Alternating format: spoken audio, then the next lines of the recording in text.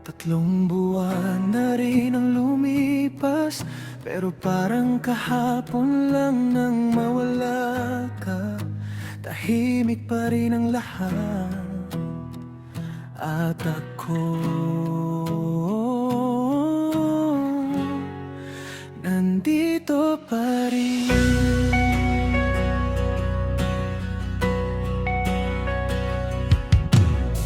Unti-unti nang natutong ngumiti, kahit may kulang sa bawat sandali. Hindi na ako laging nakatingin sa phone, pero bawat tunog nito, ikaw pa rin ang naiisip.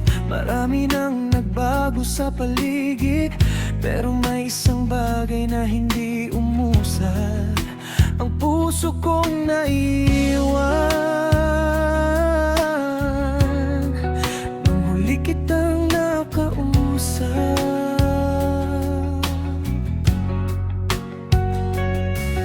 iniisip mo rin kaya ako, o ako na lang ang hindi makaalis sa kahapon.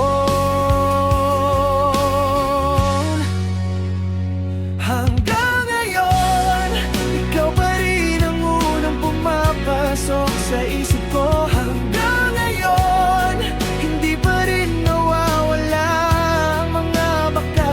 Hanggang ngayon, umaasa pa rin kahit walang kasiguriguhan.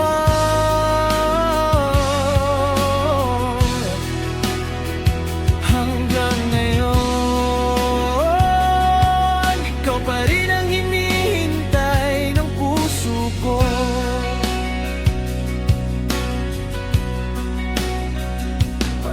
May mga gabing gusto ko nang sumuko, sabing tama na ang paghihintay, pero sa bawat dasal bago matulog, panggalan mo pa rin ang kusang nababanggit. Hindi ko alam kung may iba ka na o masaya ka na sa buhay mo. Ang alam ko lang, hindi pa rin kita kayang bitawan.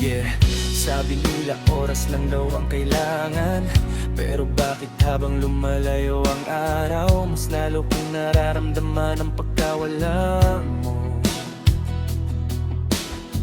Hindi ko hinihinging bumalik ka, hindi ko rin gustong pilitin ng tadhana, pero kung may isang pagkakataon lang, gusto kong malaman kung naalala mo rin ba ako kahit minsan. Kasi ang hirap mabuhay sa mga tanong na walang balak sagutin ng panahon. At habang ikaw ay tahimik, ako naman ang unti-unting naubos sa paghihintay. Kung hindi na talaga tayo magkikita, sana kahit minsan naisip mo rin ako.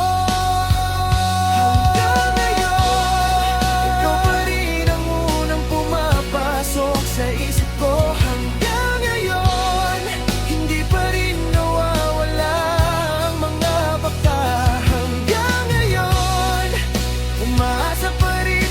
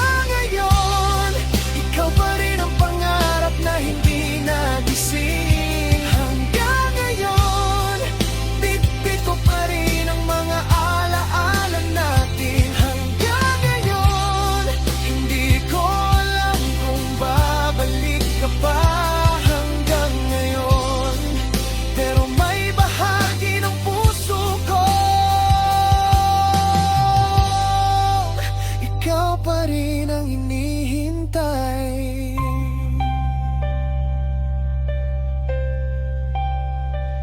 Hanggang ngayon, kapag may tumatawag sa pangalan ko, umaasa pa rin ako, ikaw yon. Hanggang ngayon, dahihin ka pa rin.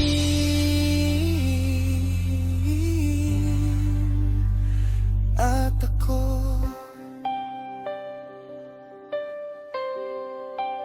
naghihintay pa rin.